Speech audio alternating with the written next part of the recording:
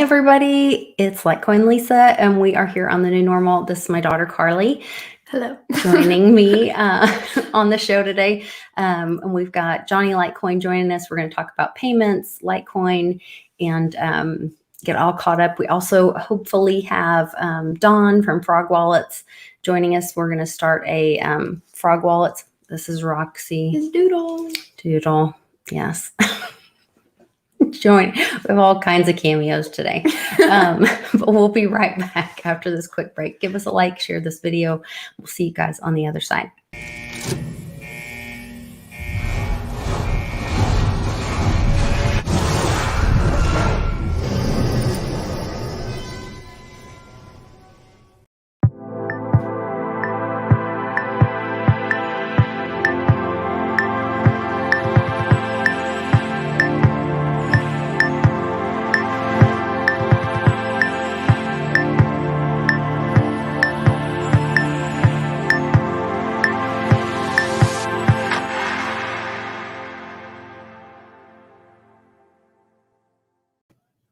Hey, Johnny, welcome to the show. This is my daughter, Carly. Hello, Johnny. Sorry, I don't know. Hello, Carly. Thanks for coming on the show with us. Thanks for having me. Yeah. Awesome to have you on. I heard a lot about you, so. I hope it's good. All good stuff.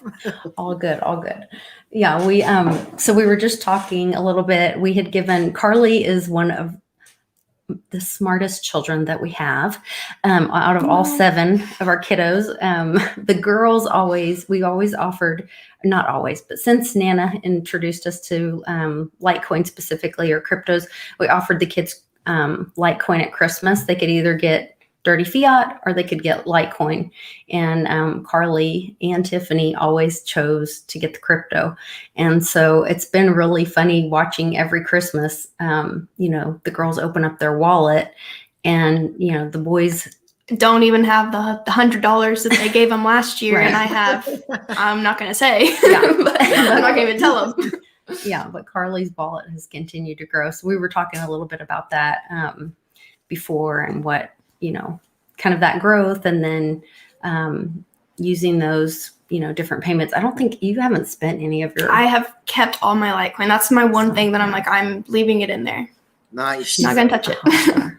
Yeah. Very nice. Very nice. I would definitely, I wouldn't touch it until 2023. 23? Yeah. That's the year. I've been doing things about 23. Then spend a little. Because just a little. And replace. Yeah. Especially at your age. If you were your age plus a lot of years, then I would say if Litecoin pumps a lot in the next month or two, then hell, go out and spend some this year. Right? Enjoy yourself. Have a great Christmas. But in your case, I would say keep accumulating definitely until 2023, because there's going to be something called a halving. And have you heard that term before? I'm not. So I'll explain it to you quick. When Litecoin is created, it's created through mining. Mm-hmm. Okay? And that's like computers that are like running at high numbers speed. And yeah. Yep. And they're authorized, they're clearing all the transactions in that network. What was I going to say? Sorry. Where was I going with this? I totally got mining or no, halving. Yeah. You're telling her about the halving. So the transactions, the miners get awarded Litecoins, right? So every 4 years, the amount of Litecoin that's created through mining is cut in half. And that's what makes it so the amount isn't inflationary forever. It's not like fiat currency where an endless amount can be created. It's actually it gets more scarce over time. And it's built into the code that every 4 years, the amount created is going to get cut in half. So interesting. What it's going to go on over time and this is the same for Bitcoin. So as Bitcoin and Litecoin become more adopted, and think about it, like any market or anything that's bought and sold, it'll be business as usual, right? But if you take some of the supply out of the equation and there's the same demand, the price will go up because now there's less supply. There's less going around that the same amount of people want. I see. We're going into a situation where the world's becoming more digital. Cryptocurrency is becoming more adopted around the globe. There's more places to buy Bitcoin and Litecoin. Yeah. Transactions are going up. Institutions are holding it. So the demand for Litecoin and Bitcoin and crypto in general is rising as the supply and amount being created is shrinking over time. So that's why I say wait till 2023, because there's the next one of these halvings that's coming up. And besides for it being like that supply shock afterwards, you'll probably see a big pump in price leading up to it because it'll be like touted by the crypto community and they'll know more about crypto at that point in time. There was just a Bitcoin halving last year. So it'll be talked about more and people be like, there's a Litecoin halving too. Wow. It's like definitely. So hold till 2023. How does a halving happen? Like, is it in the code? Is it written in the code that every 4 years it resets? Yep. It's built in the code. That's and crazy. it's a certain amount of blocks. So it's every. That makes sense. Yeah.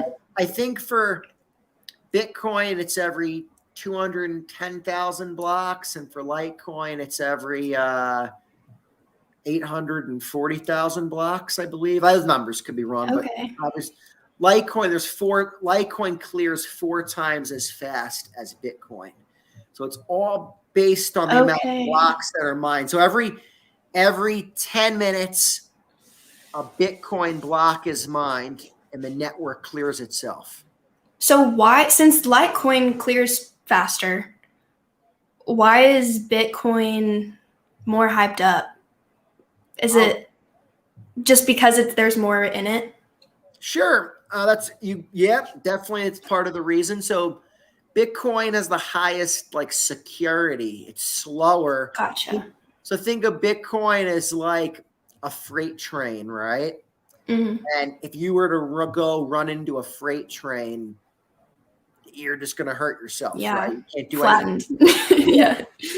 Now think of Litecoin as like pile of leaves. It's like a Hummer, right? Gotcha. Yeah. You go run into a Hummer. It's still got that really bulky, but it's obviously can move around a lot faster than the I gotcha. than that freight train, right? And if you run into it, you're gonna get hurt. You can't take it down, right? Yep. Most crypto networks, it's like a bicycle or like a scooter. You go run into it, meaning an attacker wants to target it. They're gonna knock it over, and that's why we see a lot of attacks. We've seen a lot of DeFi attacks happen. Gotcha. A lot of networks get attacked. So that's get hacked. Yeah, has anyone can people hack Litecoin? Can people hack Bitcoin? Let me explain how hacking works. So you cannot hack the Bitcoin or Litecoin network themselves. Okay. Mm-hmm. And people could try to do what's called attack the network, not through a hack, through what's called a 51% attack. And that means they'll try to get where they control the 51% of all the mining power that goes into that network. But that's very hard to do because you'd have to coordinate getting all these machines, and now it's decentralized around the world. So it's and is that why? So how are people finding like those big mining things? Like, how are they finding out that those people are like running a mining thing in their back room? Well, there's lots of ways you can find out. Yeah. Okay. You could watch their energy. You can ping. Energy. Ping people. That's right. Whatever. But it would be less. It wouldn't even be beneficial. Like the amount of money and that it would take to be able to do a 51% hack. Yeah. You would, because that's how it was created. More. You're basically creating another. Right. Why not just create another fiat or whatever? You would spend more doing the 51% hack. That makes sense. Than just That makes sense. It's why would you go through all that work if And you could only attack it. So then it might not work. you could only attack it for, so say in Bitcoin's case, say you tried, say a big company said, we want to, and they were like a Google said they wanted to attack Bitcoin, right? Mm-hmm. They wanted to put all the company's resources into trying to take down Bitcoin. They could only try to attack it for 10 minutes. Then they have that cost to attack it every 10 minutes. So because the algorithm there's a problem, or the algorithm is asked every 10 minutes, and one computer solves that problem, and whoever's the first one to solve it correctly wins and gets awarded the Bitcoin. Oh, and then dang, all of them confirm. That's genius. And it gets solved, and then the next 10-minute block happens. So basically, solved. Yeah, you and then can't the next solved, and then the next solved. Outmine solved. Bitcoin. Yeah. That's cool. Exactly, because even if this was your strategy, say Google said, we want to do this because we were going to create our own crypto, and we conspired with a country around the world to do this, wouldn't even really be possible, because they could only try to attack it for 10 minutes. They could never put together that amount of the mining rigs that mine on that algorithm. You couldn't even buy them all or get them all or rent them all, right? But even if you could, how expensive it would cost. Every 10 minutes they have that cost because of how the network's set up. So then it'd be like, and you wouldn't attack anything that happened in the, so it would just be like the worst decision. Any country or business that tried to do it would go broke. Like Lisa said, the incentive would be that they would self-destruct by trying to attack the Bitcoin network. And that goes for a country. Even if a country tried to attack it, the country would go broke fast. And their citizens would probably say, what are we paying for? We're paying to attack Bitcoin. Like, who knows what they, no telling. what they can get away with. People. So when Carly's talking to like her friends, I just had my hairdresser asking me about, I paid her in Bitcoin a few weeks ago. Well, no, it's been a few months ago now. And she's like, okay, I have some friends and we're ready to learn about crypto, LOL. And so I know, Westwood and I do the Crypto 101 classes, and Carly's got friends asking her all the time. And I know you were talking to her just a second ago about the Litecoin Visa card. Yeah. Like, what would be some of those starting, like, beginner kind of tips or ways that you would start telling people that are new to crypto, kind of those best practices, I guess? Or things they need to know about crypto. Let's talk about the Litecoin card for a minute, because I think this is a really good teaching tool. Because the Litecoin card, first of all, it's built into Lite Wallet now.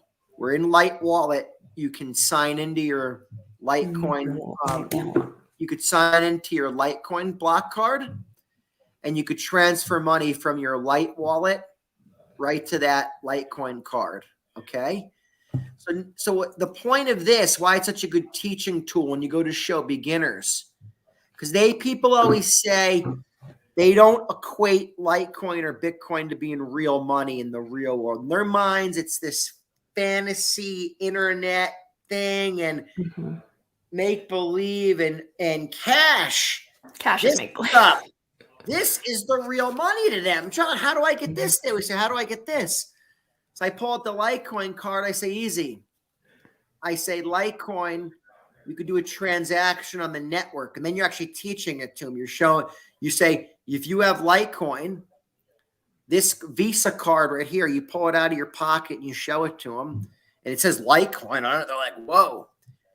And you say to them, this has a Litecoin wallet connected to it. There's no bank account connected to it like a normal Visa card. The bank account is your Litecoin wallet. and you send a transaction here, and I can go to an ATM and I can pull cash out, or I can go spend anywhere Visa's accepted. And that, do you know if it charges extra fees? Just curious. so no, what happens is the card itself, I believe, is $5 a month if you Gotcha. don't spend a certain amount of money. I think if you spend a certain amount of money, they don't charge you the $5. And then if not, the card has like a $5 monthly fee. And that's really it. There's no extra fee unless the merchant itself is Like the ATM fee or something like that. Oh, the ATM fee. Yeah. Okay. So they're just like it has like a normal debit card fee. So like to withdraw money from an ATM, it charges you like $3 or something. Right. So then the ATM, I think most ATMs charge you $2 or $3. So, you know, you're paying the normal fees you'd pay with a debit card or whatever. But Westwood says you don't spend $7.50 a month, or you have a $5 monthly fee. Perfect. So for that's a lot of money a month. Yeah. So the idea of this card is that if you kind of want to opt out of the system and want to be your own bank and want to not rely on banks and say, hey, I want Litecoin to be my bank, this is the way to go, because you can get your cash, you can pay for everything anywhere, and most importantly to us, we can hold our Litecoin in our own possession. So like you're using that Lite wallet, Carly. So that point of that wallet is you have those seed words behind the scenes where if something happens to your phone, you can use those seed words to create another Lite wallet, and your money is always on the blockchain. So that's what's key. It's but yeah, no, the fees are for getting your money so quick. For me, the fees are very low, because if you just pay a few dollars and you can go to so you can get up to $500 a day from an ATM. That's the limit they give you to get out a day in cash, which I tell people you really shouldn't. Now you could spend whatever you want through Visa, but they'll let you withdraw $500 a day cash. I tell people, why on earth would you be taking out more than $500 a day cash out of your Litecoin anyways? Like, leave it in Litecoin. Leave it in Litecoin. Cannon's been checking his every day. He's like, oh, it goes up. It's going up, you know? So that's been really good. Yeah. It's fun seeing tokens go up and coins, and Litecoin's not a token. Litecoin's a cryptocurrency, but other things are tokens. And you know, obviously it's fun watching. I don't talk about price a lot, but obviously I'm human. You want to see the price go up. Yeah, for sure. Can you explain the difference between, I think another thing that's really important to talk about when talking to people that are new to cryptocurrency, because we've lived in this centralized banking world. And so explaining the difference between centralized and decentralized, I think, is so important. Yeah. So centralized means that a company or an entity is in control of your money, your funds. They have the kill switch. They have the power to say yay or nay. You can send that transaction. You cannot send that transaction. We don't like your tweet. We're not going to do business with you. We don't like the business type. We're not going to do business with you. That's centralized. Decentralized, there's no central authority. There's no third party. There's no quote unquote kill switch. So nobody can stop a transaction from going through. Decentralized apps, dApps, are based on smart contracts. The code runs it. Obviously, Litecoin and Bitcoin. Think of Litecoin and Bitcoin as your ultimate decentralized bank, right? Bitcoin being the biggest decentralized bank in the world. And the coolest thing about it, not only does it clear the transactions in a decentralized manner, it creates the currency in a decentralized manner. It does both. In the normal system, and you go use your credit card somewhere, one bank talks to another bank and says, yep, that transaction's good, or nope, that transaction's not good. So the banks clear all the transactions, and then the central banks, who is it the government or is it not the government? It's kind of a hybrid model because the Federal Reserve really isn't the government, even though who's controlling them, we don't know. We know the government's involved in some way, shape, or form. The government's more controls the Treasury. So it's like really like a quasi weird system. But either way, the powers to be create that currency. We don't have any say over how it's created. They just create whatever they want. So it's all centrally planned, centrally controlled. And so that's the point of decentralized, is that the people control the system. And as far as the network itself goes, when it's decentralized, they also call it distributed ledger technology. It's spread across the globe. So like last year, Sorry, Charlie's on the phone out there and he's just screaming from the other room. No problem. I'll wait till she gets back so I can. Sorry, yeah. Last year we had a bank that went down, and I think some people didn't get paid on a Friday because of a payroll company it affected. And they claimed it was from smoke in a server room, because in the regular system, everything's centralized. Yeah. So in theory, that excuse worked. They could use. Now, we know it wasn't from smoke in a server room. We know it was because of probably the repo issue going on, or whatever going on at the time. But they could get away with it and say, no, we had smoke in a server room. That's where the transactions were clearing at. Because they are actually clearing in a few rooms, right? Bitcoin world, Litecoin world, you can say, oh, I know in this town where all the mining equipment is. I'm gonna steal it and take it out. I'll burn it. I'll do whatever I have to do to this mining equipment, right? The network still runs because it defaults to the nodes that are online. So this is actually even a good thing to bring up, because a lot of people say, well, what about if they take the internet down? What happens to your Bitcoin then, right? Smart guy. People say, what are you going to do then? I tell people, easy. I tell people you'd rather own Bitcoin or Litecoin in that scenario than fiat currency. Sure, you want to have a little cash in that event if there's no power or internet, right? But, it's nearly impossible to take out the entire world's internet and power simultaneously at the same time. I do not think that could occur personally to me. I think at best they could take out a country's internet, and that would like even be a power grid or something like that. Yeah. You're not going to hit the whole world simultaneously same time. It's impossible, right? That's mathematically kind of an impossibility.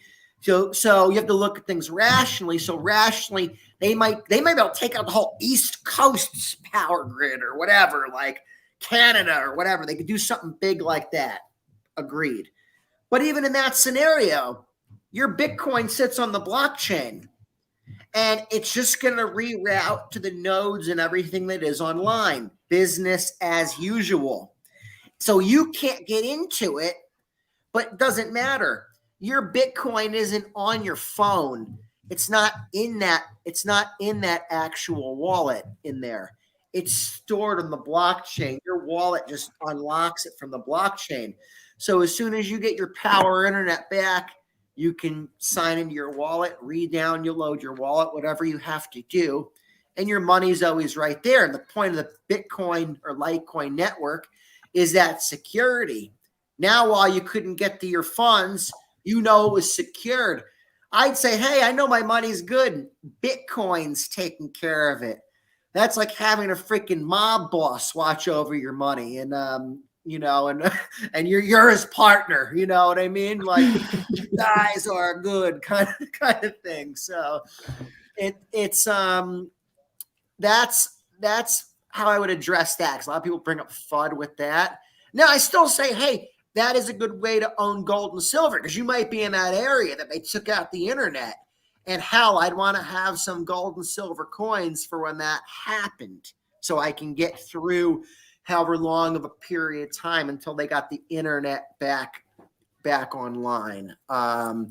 I got carried away. What were we talking about? I felt that was important. No, you're good. I have my friends. That's the one thing they say the most. What if it just all fails? What if Bitcoin fails? What if it all fails? It's like, yeah, then we're all screwed. It's like but the blockchain is still there. So you should have, and you've told me this, you should always have silver. You should always have, Yeah. can I say GUN?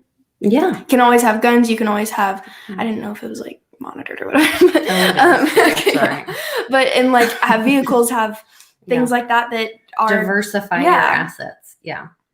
100% diversification is the key to life. As much as I love Litecoin, I would never tell you, even in crypto, just to own Litecoin. Right. I'd say, well, that'd be bad advice I was giving. Like we always say, you want to own Bitcoin.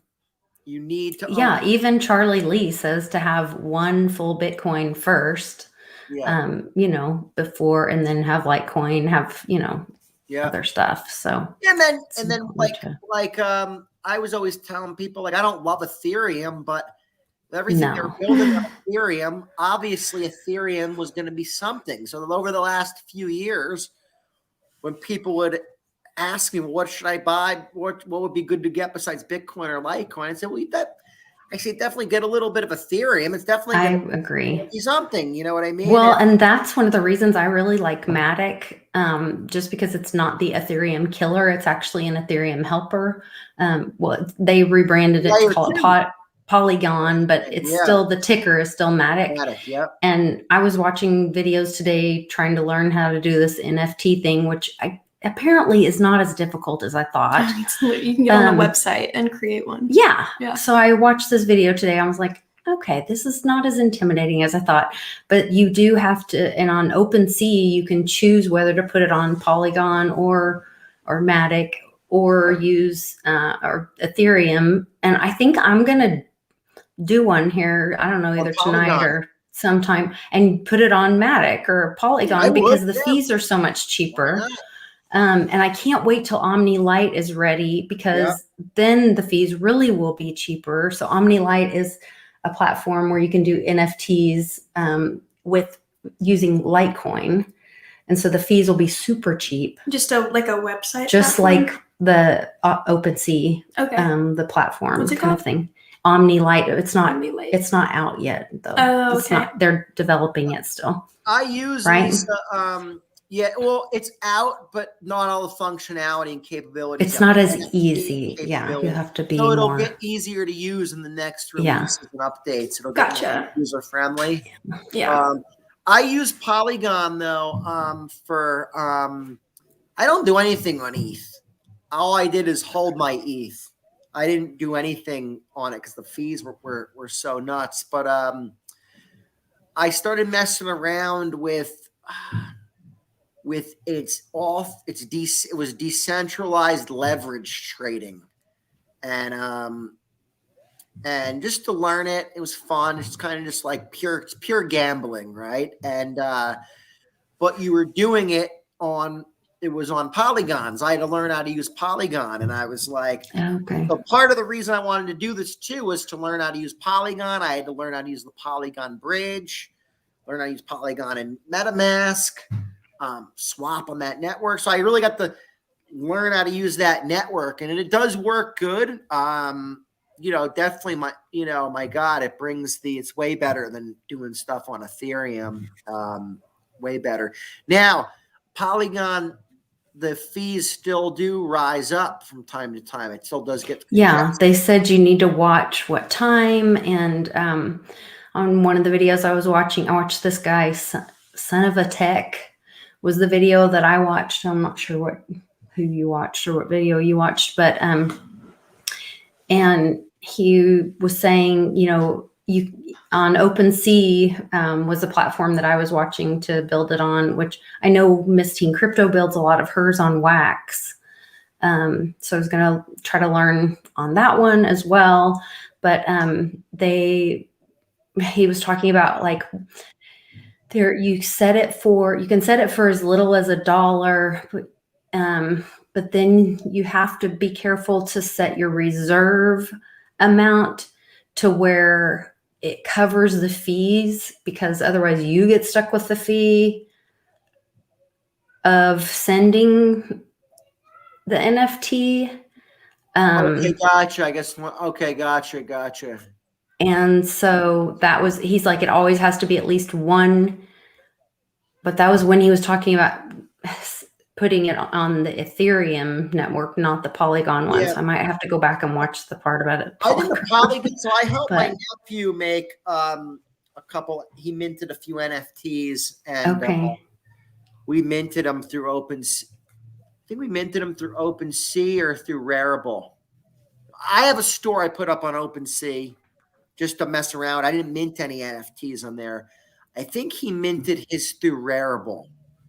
And, it was expensive, though. Just mess around and play around. Yeah. Little, Finks made one of me and then tried to send it to me. And he was like, it's going to cost him like $200 to send him a picture of me to me. And I was like, don't do that. That's crazy. I was like, Don't do that's silly. Yeah. Who's getting the money for that? NFT? Does it go into NFT? It would go into Network, the that miners. platform, right? The OpenSea platform, right? A lot of it, yeah, but it goes. They probably I'm sure they get a cut of it somehow through the smart contract, but and then a lot of it just goes to for the gas fees for the Ethereum miners. Which means it would go into the Ethereum miners. So the miners, they make the money. Ethereum network that makes it. Cool. So Ethereum is too expensive. To send things on. It's kind of why people don't want to send Bitcoin, because the fees are so high. That makes sense. To send stuff. So the people are like, eh, which is why Litecoin, one of the reasons Litecoin is going to moon eventually, because people, which is what Johnny was talking about with the Lightning Network, people are going to be able to go, oh, you can pay with Bitcoin at this thing. They're going to walk up and go, well, I can use Lightning Network. Well, I'm going to pay with Litecoin because I'm the one paying the fee. Yeah. And if you accept Bitcoin on Lightning Network, that means I can pay with Litecoin. Yeah. And my fee is going to be cheaper. Yeah. Correct. Yeah. That makes 100%. I mean, I can't stand paying high fees. I'm a low fee guy. That's why it just irks me, because I'm a math guy. So even the DeFi I'm doing, why I love that WAN ecosystem. It's so cheap to move in and out of it and to do all the, so literally to send Litecoin in, do a couple hundred transactions and send Litecoin out. You could do everything for under 5 cents. Sending in and out through the bridge, whole 9 yards. And it's just because Litecoin and then obviously WAN chain is super cheap. So it's just the whole.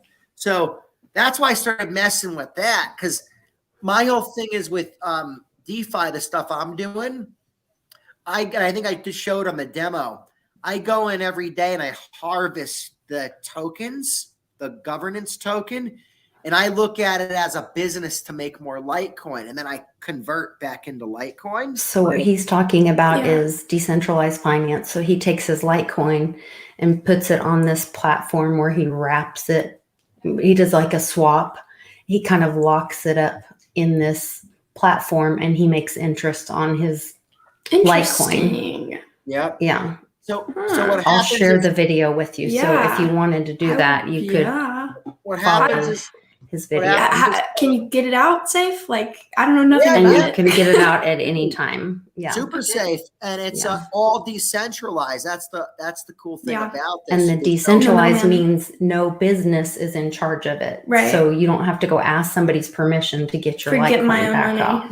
Yeah. That sounds good. The thing is, for me, I like it because I say I can accumulate Litecoin now every day from the coins that come in, and I convert them back into Litecoin. So every day I look at it as I'm earning Litecoin. So if I did this on another blockchain like Ethereum, I wouldn't be able to even, first of all, if I tried to do with the business model I have now, I would need to be doing it with like $50 million because of all the fees and the car.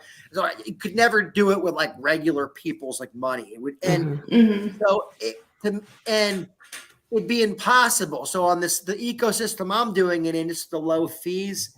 It works. So it's cool. You can collect your interest. You can do this yield farming or whatever, but low fees are key to a real world adoption because it's. Do you put?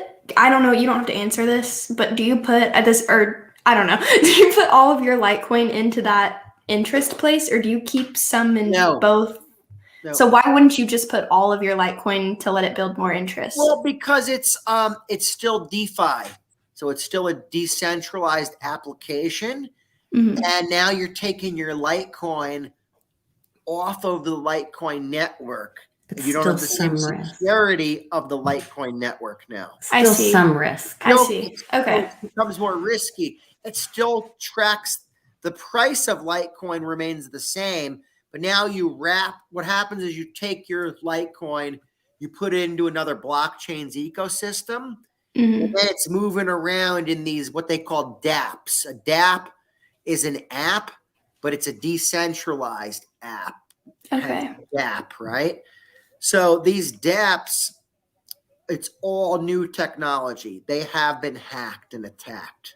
So I look at it like a business where I look at it as, hey, if you were going to say, I want to invest in property or something like that, right, why don't you do this yield farming or something like that? It seems like that's a better risk in my mind. Because, again, everything in life's a risk. People say, real estate, that's no risk at all. Oh, really? The government came in and told people they don't have to pay the rent. You could get a dirtbag tenant that just decides not to pay anyways. But you still have to pay your mortgage if you're the homeowner. And so that's where this is something that there's still risk in it. You're still the owner of it. You're choosing to give it the opportunity to grow. But it's possible that dApp could get hacked and you could lose your Litecoin. So you wouldn't want to put all your Litecoin in it. But there's some of these, like some of the pools that Johnny found. I mean, if you got into some of those early pools, they were paying, some crazy percentages. Ones on it now are paying anywhere from 60 to 90% APY. So that's a pretty big return. Yeah. So in a year, you would get another 60% of your Litecoin. That'd be crazy. Yeah. So it's a, but you always want to, it's all about diversifying. You want to hold your private key. You keep some in your own possession on the Litecoin network. Look at this as just this extra business that you decide to get involved. The other thing is too, you're also helping freedom, because by putting money in to earn this high reward, you're powering the network. So now more trading can go through. The reason you're getting this reward, it's for being a liquidity provider. And by being the point of being a liquidity provider is you enable the trading to go through. And in the future, what I imagine happening is centralized exchanges will say, we're sorry, we can't sell you Bitcoin or Litecoin because you didn't get the old jab, or we don't like your tweet. We don't like your politics. We don't like your social score. We don't like who you voted for. It could get to a point in time. So the point of the decentralized land, in my mind, it's kind of like, hey, it's not only about making the money, it's also about empowering these ecosystems to build this parallel system. The regular system's always going to be there. If it goes down, a new system will be built for the people, right? The point is that, and it always will be a decentralized system there, because most people do like to be led and controlled. It's unfortunate. I wish it wasn't the case. It is. But if we have our own parallel system that runs side by side, now people can opt out. And it's kind of like now the regular system have to be better to everybody. And now that's better for everybody overall, because it's like, hey, we not only have a choice in this new system, but now the other system has to be better to us as well. Now they can't be as strict because we have options. They have to make it better for us. You'll see the banks start paying people interest again. And it'll be because, like, there's accountability when there's, competition breeds. Yeah. And in my mind, that's a win. If we're able to get somebody that's, a senior or whatever, and they're scared of crypto and their money's in the banking system. And because of us in crypto, if we're able to now get them some interest on their money, well, that's a win. That's a noble thing we did for everybody.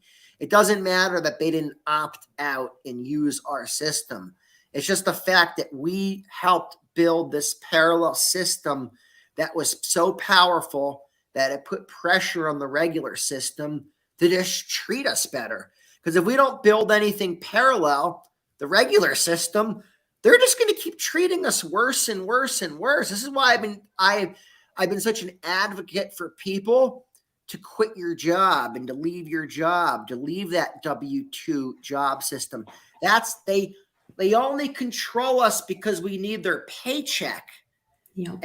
And until we don't need their paycheck, they're going to keep controlling us.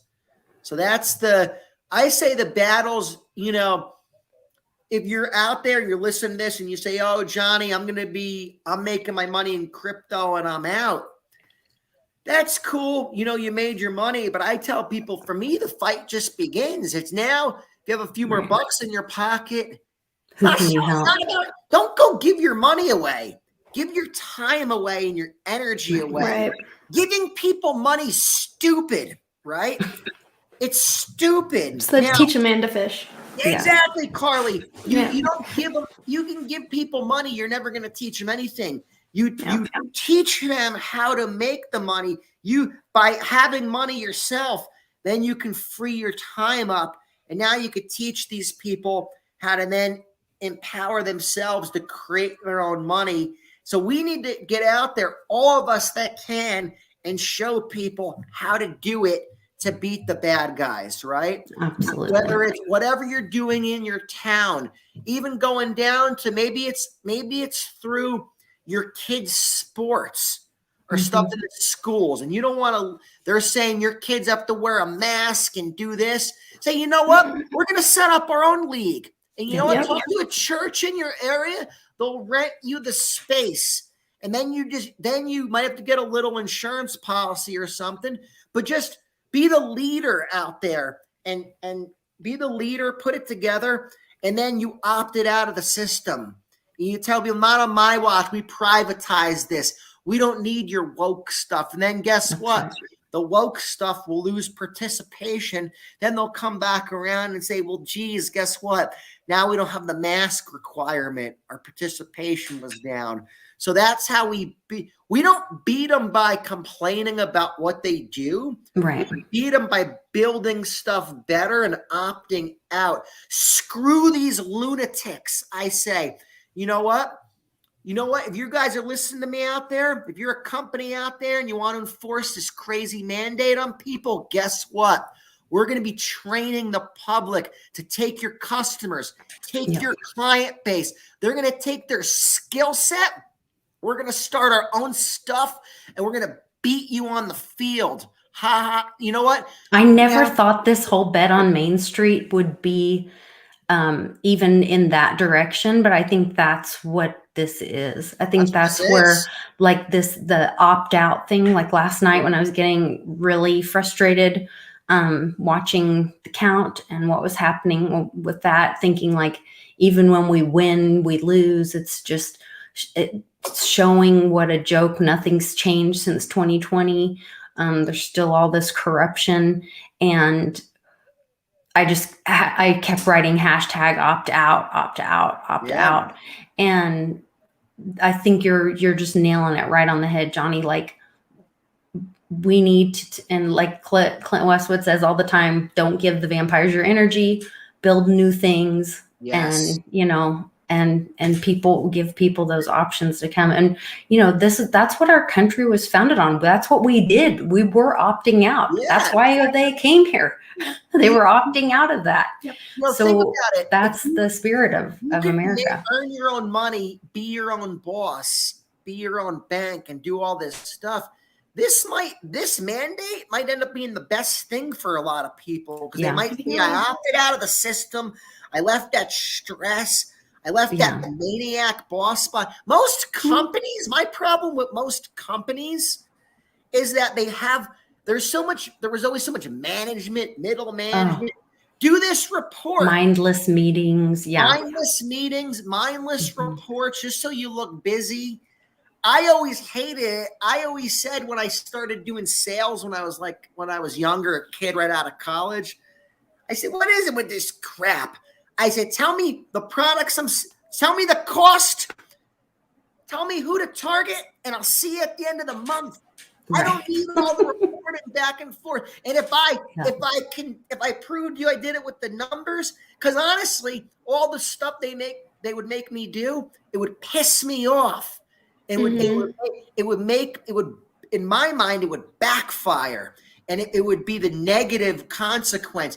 Oh, you got to do this and this. I'm like, oh. They're teaching us in schools from the get-go. Color this sheet of paper. Do this stupid timesheet. Oh, just sit there and make sure you write down your vocab words. It was my senior year, and some of our teachers were making us color because they had to have something to turn in. Like, we were doing stuff that didn't matter at all.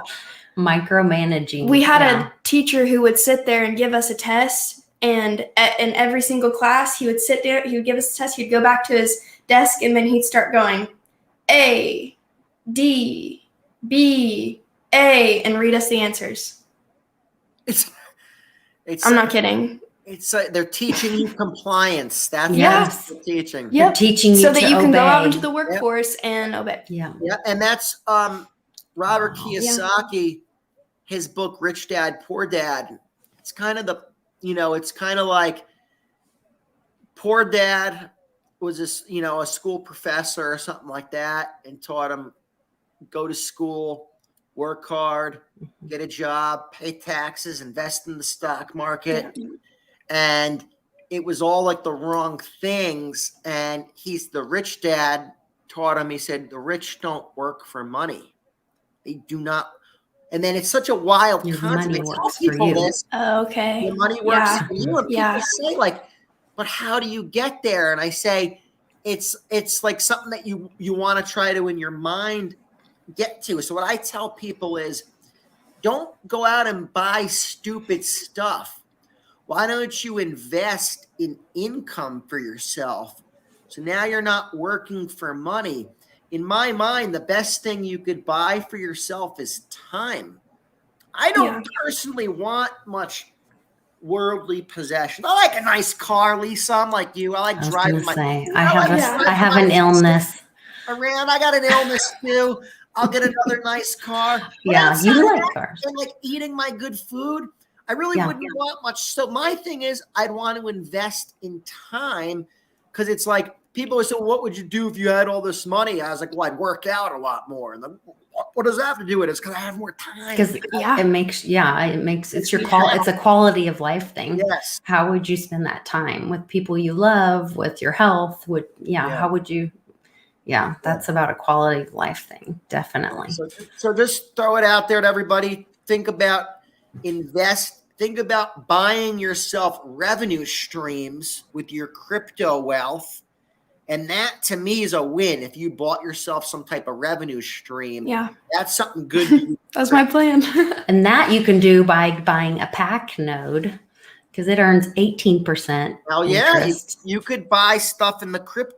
And the point of us in crypto, most of the stuff you should be looking to buy is revenue streams in the blockchain, in the crypto space, in the tech space, because we have the, put it this way, if we were to go out and buy real estate, most of us, we have the disadvantage.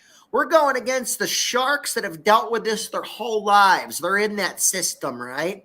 Well, and Johnny, we had Michael that I met in Utah from Quest Crypto on, and he brought up a great point, which I hadn't really thought about.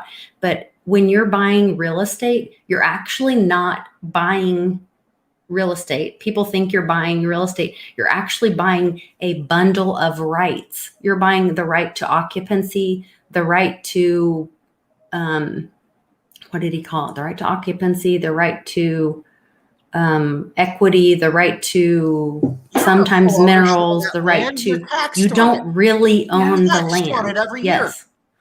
You're right. That was, and when we had this thing with the great infection come in and people were told they didn't have to pay their rent, and then land owners did still have to pay their mortgage. That was the perfect example of that, where the landowners were the ones getting taken advantage of that. And that doesn't happen in crypto, where you could take your asset and you don't have someone infringing. If you had that in a kind of rental situation where you had it, let's say in one chain where it was earning interest, or had it in a pack node. You could buy land in crypto. You could buy land in the metaverse. Buy land. You could buy land in the metaverse. Yeah. Well, I'm actually looking into it. I really want to buy land in one of these metaverse games. Yeah, I'm trying to figure that part out.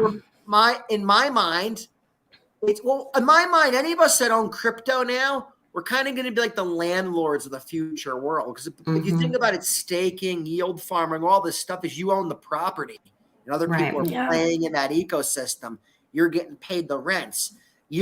By being a liquidity provider, your trades go through. You get a piece of the trading revenue. That's like a landlord. You're getting a piece of the rental money or whatever, right? So it's we have just such the advantage being in crypto by doing this digital stuff.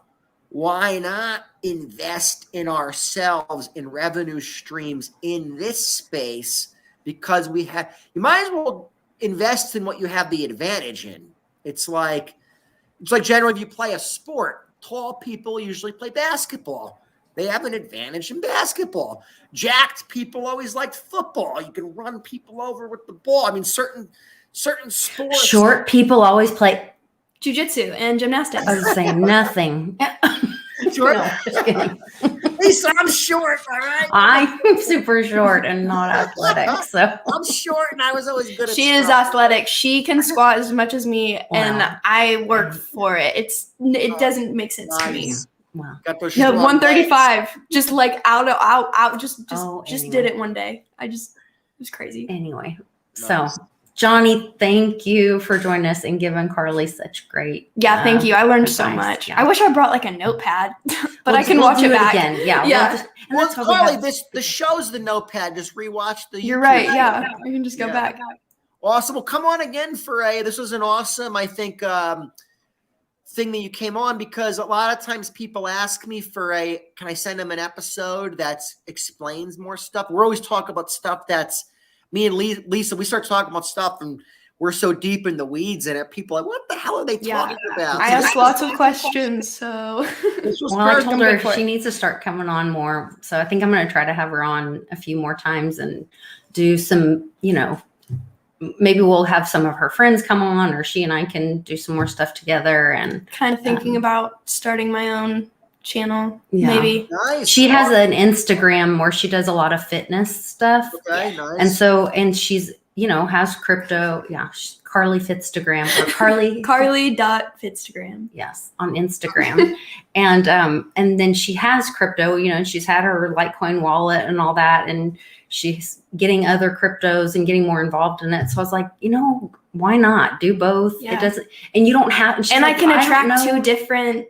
Yeah. She's like, I don't know all about groups. crypto. I said, you don't have to. Crypto you just fitness. say like, and I can go on and say what I learned about. Yes. You know what, too, Carly, you should put out there. So I always work out when I'm watching podcasts. I'm doing yoga. I'm doing something. I'm walking on my treadmill. Yeah. I'm doing something. I actually don't sit down a lot, because once I sit down, I get tired and fall asleep. Mm-hmm.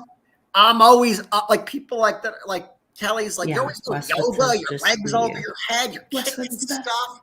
So like, and I'm watching crypto. I used to listen to music. And in my mind, music's great, but music's kind of mindless because you're just blah, blah, blah, blah, blah. Now I'm learning, and I had to look at it as I don't want to waste a second. I want to be learning every second, and I want to be working out. So I'm getting my body right to fight the bad guys, and I'm getting my mind right to fight the bad guys. So I'm That's awesome. two birds with one stone. Yeah, definitely. Well, and I didn't know you were already looking at NFT stuff, so that's really cool. Well, yeah, also. because you told me to.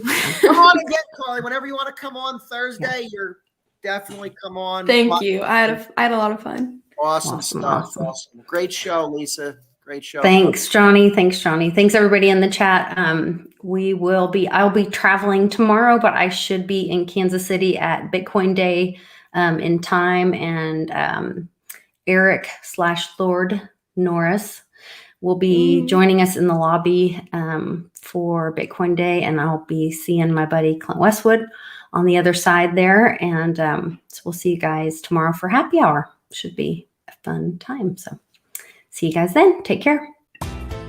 Are you buying and Oh, it doesn't want to play. What is going on? Are you buying and selling cryptos on the same laptop that you're using to browse the internet, read your email, and visit social media sites? If so, you're exposing your cryptos to theft. Whenever you're online, you're at risk of getting hacked and having your identity stolen. How would you feel if someone stole all of your cryptos? What would that do to your finances? Guard your cryptos with a safe and secure laptop from Calyx Solutions. Each laptop is set up just for you and your cryptos, and then we walk you through exactly how it works. Don't risk the security of your cryptos. Order a crypto laptop from Calyx Solutions now to secure your crypto future. Learn more at calyxsolutions.io.